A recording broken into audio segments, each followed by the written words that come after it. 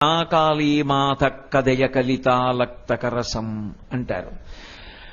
అమ్మా, అసలు నేను ఎప్పుడు తాగుతాను అని ప్రశ్న వేశారు.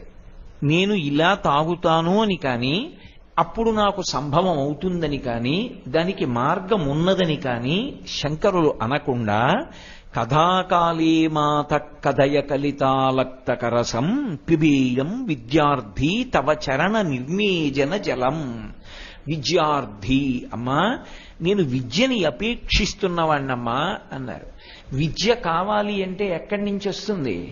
అమ్మవారి యొక్క పాదోదకాన్ని ఎవరు పుచ్చుకుంటారో వాడికి సరస్వతీ కటాక్షం లభిస్తుంది.